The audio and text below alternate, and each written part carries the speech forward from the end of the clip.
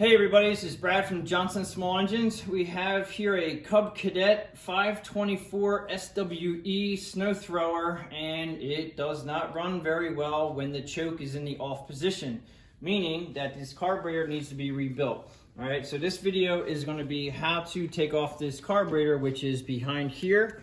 All right, we have a carburetor behind here, and I'm going to show you how I take them off to hopefully help everybody out there that's having carburetor issues. And just to let you know, with carburetor issues with snow blowers in this area that I live in, we don't use these snow blowers hardly at all. I mean, once or twice a season, and unfortunately, gas sits in the carburetor, which goes bad quickly. Not in the tank, in the carburetor. So it's tough in this area for people to know how to maintain them when in the off season in the summertime. And this one here is just a video on how to get the carburetor off. So if you want to replace it yourself, this will hopefully help you out. We're going to show you some tools over here that I use. Okay, so I'm going to go with, I love these tools. I tell everybody about them in my videos as far as their fender clip tools, and they really work great for prying things off. We're going to use these guys, a 10mm ratcheting wrench. The ratchets on the back side, I've started using these a couple years, are pretty nice. I also, as you all know, I use an electric ratchet to help me out being born with the one hand. We have a vice grip that we're going to take a knob off with. We have a 10mm, and I use a Phillips head screwdriver on the electric wrench that helps me out a little bit quicker. A pair of needle nose pliers. I think that's all we need for this. So basically a 10mm wrench, 10mm socket, Phillips head screwdriver. Vice grips definitely help pulling the knob off. So let's get started we'll take the vice grips with us, and we're going to go over. First thing we have to do is take this front cover off, okay? And what I do is I'll take the pull cord and I'll wrap it around the handle. You can do whatever you want with it to get it out of your way. I'm just doing this to get it out of my way. And this knob right here is a real pain to get off, but trust me, I've done this a lot of times. And if you don't want to mess up your knob, just get yourself a rag. Get your vice grips. This will help keep this from getting beat up. Now, you may have to put the vice grips pretty tight on there, and you definitely don't want to crack the plastic, so be careful. Okay, so now what you're going to do is you're going to pull extremely hard, and it comes off. Now, it's definitely, some of them are tighter than others. This one wasn't horrible, but I have almost knocked myself on the ground by accident pulling on this guy. But as you can see, when you put it back together again, it has a little kind of like a U in it, okay? If you look up inside here, you'll see that this puzzle will go right back up in here. Also, remember that the hole in the top of the knob actually goes up, all right? And then you just push it on when you're done. So that guy's got to come off. Just make sure you don't lose it. Fender clip tools that I use right here. Be real careful, but I put one underneath this side, and then I try to get one underneath this side, and then you just kind of pop it off. Just be careful, because you have to kind of pry evenly to get this thing to come off, so you don't break it. Pop it off. There it is. Put it aside. Remember which way it goes on. And a little tidbit of information on this guy. It has a little nubby right here. That little nubby goes inside here. Okay, so when you put it on, you make sure it goes on the correct way. All right. Now we get to our wrenches, and I'm going to use the Phillips head screwdriver right here. I'm going to take the lower screw out of the starter mechanism to get out of this plastic piece. Has to come out, and just take this off all the way. All right, I'm going to take it out, and this plastic guy should move out of your way for you here. All right, you can take off the top one and just take the whole assembly out of the way too. In fact, I'll just do that. All right, so just make sure you don't lose these guys. I'm going to take them out so I don't lose them. All right, so that's out of the way there. You're going to need your 10mm wrench. And we have to take off these two guys here. And I'm going to use this tool here. This is the ratcheting tool that I really like. You got to be careful though, because if you go too far out with this, it's going to get stuck between the tank. So you can only go so far out with that. But they're really nice to get in small places, and try to make it as fast as you can. Okay, so this guy comes out all the way. And I'm doing this by fingers because it gets stuck in between the gas tank. Your wrench will get stuck in there. Trust me, I've done it before. Okay, this guy here is a little snug. This doesn't want to come out by hand, but I don't want to get my wrench tight. I just have to do it the old-fashioned way. I'm used to doing things with power tools now and got spoiled. And I think this takes forever, but sometimes slow and steady is the way to go. Okay, so once it gets the finger on there. I'm not sure if we got to take this guy off or not, but we'll see. It's been a while since this is an older version. Their versions change every couple years on how you get into these guys. And putting these guys back in, these are a little bit tricky to get in, but you can get them, just be patient. Okay, so those two are out. We're gonna come around to this side here. In my 10mm, we gotta take these guys off. Oops.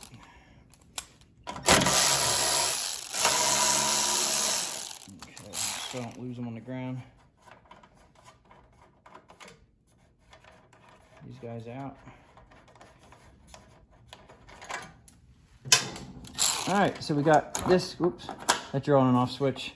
I'm pretty sure that we should be able to get this out. Now you have to take off, these are the two nuts that actually hold your carburetor on.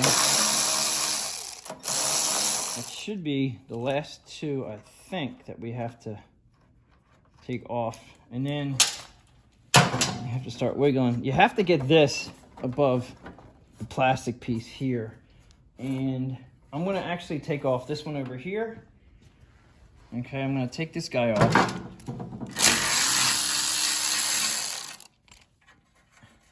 Give me a little play with this. This gives me a little bit of play. And I did get it, I got it up above here. And you're gonna pull this away. Okay, now behind here, you have this is the vent tube that goes to the carburetor. Okay, that goes into the valve cover. I'm gonna pull the spark plug wire off, and then you get this out of the way. This is the knob. This is where you need a pair of needle-nose vice grips or a pair of pliers.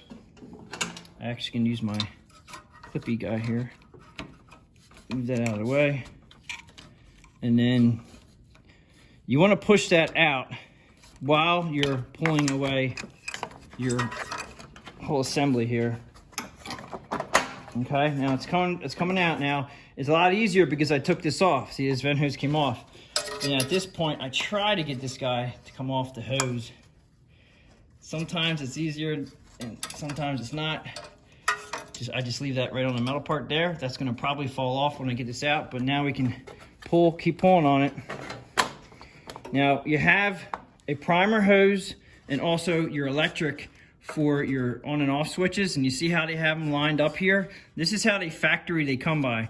And in the factory, they wire them up pretty tight on the outside cover here. The reason being, they don't want it near the muffler or to get hot. So they intertwine it there. Now you can't come through down here and you can take the primer line off the carburetor because we have to take this cover off and the primer line is connected. So if you have a small tool or a screwdriver that you can pry this up with, sometimes even pulling up on it, you can get it to pop off. All right, you got to be really careful. This is plastic. You don't want to break that off. You break it off, you're pretty much done. But these carburetors are not that expensive to buy online, and you can just have one ordered in. All right, so now we have it off. Now you have to pay attention to where everything's at. Now, I usually can take, this is just a cover that covers the carburetor. All right, there is no air filter on these carburetors because there's no dust when it snows. So you can take this off if you want to, or you can just kind of carefully put it aside. Now, I'm not sure if I can get all this to go off to the side. All right, so it just moves out of your way. So if you're real good, you just move it out of your way. And then the gaskets, sometimes you can reuse these gaskets and sometimes you can't. It depends. Now, technically, every time you do a carburetor repair, you should replace these gaskets. I would definitely remember how this goes right here, because I have actually put them together and I'm like, okay, now I have to go look at my pictures just to make sure I get it back correctly. This is the choke right here. This is how it all slides on. You're just gonna pull it off one at a time, one of these pieces at a time. First it was a gasket, now it's this plate. Now what I do is I try to leave the arm on the carburetor, and if you just wiggle it up, it'll come right off. And then what I do is I take this over to the bench and I lean it down on the table just like this. So when I put it back on, it'll be just like this. I'm just gonna set it down now for the video. I pretty much know where it goes. Okay, so this is another gasket here that actually is coming right off with it. Now down here you have your fuel line, and you also have you have a spring that's connected to the carburetor, and then you have a metal arm, aluminum arm that's connected to the carburetor. You need a pair, well, I use a pair of needle nose vice grips, which I actually didn't show you guys. And I'm gonna stop the fuel flow with a pair of needle nose vice grips. You get them spaced properly, and then you do need just a regular pair of pliers, which unfortunately I didn't show you either, but these pliers will take this fuel line off, and you have to find out where the tabs are, and then you push it back. Now, just make them reposition here. All right, so you push that away, and then I use my fender clip tool again. I use this for everything, it's great. Push on it very gingerly, and then if it's really stuck, and you just don't wanna, the reason why I'm using these is because I'm prying in front of it. I don't wanna cut these up. They get dry rotted through time, and you just don't wanna mess them up. If you can reuse them, you reuse them. If you have to put a new piece of fuel line on, put a new piece of fuel line on. Now this is where it's gonna be a little drippy. A little bit of fuel will come out. You can put a rag under there. So the fuel line is off. And this is where I go to the needle nose pliers. You have to be very careful you don't bend this. Pick it up out of there, nice and easy, let it off to the side. Now as you bring the carburetor off these studs, it's gonna line up the mark that's opened here, okay, with the opening so you can take the bar off, so the bar should just pop right up, okay? Just remember, you gotta have the carburetor only on to a certain point. Don't put it all the way on before you put this on, or you won't be able to put it on. It's gonna be harder. So basically pull the carb out until it lines up, it'll come right off. And when you put it back on again, have it out like that, it goes right down, it's just a hole. All right, there's nothing bent about this. It just comes straight up out of the hole. And there's your carburetor, and away you go. So the carburetor's off. I do know that this carburetor has fuel in it, and this is where you wanna tip it upside down into whatever you wanna dispose of your fuel into, a container, into a rag. But this is the problem, is that this carburetor here has a blockage in it, and we're gonna disassemble it, put it into an ultrasonic cleaner and clean it, reassemble it. There's not a whole lot of parts in this thing that we can replace. There are sometimes you can get kits for these, but this is a China engine. You may be able to take the model number off your Cub Cadet snow thrower and look up the part number online, and then you can take that part number and either go OEM, which is the original manufacturer equipment, or you can do an aftermarket carburetor. I have used some aftermarket carburetors in a pinch. Sometimes they work, sometimes they don't, so you're taking a chance. But I do know the OEM carburetors are very expensive. A lot of times you can get away with an aftermarket carburetor, or as we're gonna do, we're gonna throw this into a tank and clean it. The ultrasonic cleaners is what we've been using for years now to clean up carburetors, and it works great. I hope everybody enjoyed this video. If there's any comments that you could help me out on getting this thing off a little bit easier, I think that's probably about the easiest way I figured out how to take these carburetors off. And just make sure when you put it back on that you just watch the video again to make sure you're getting everything back where it came from. Appreciate everybody watching my videos. Thanks for watching. Please subscribe and just leave me any comments below if needed. Thank you.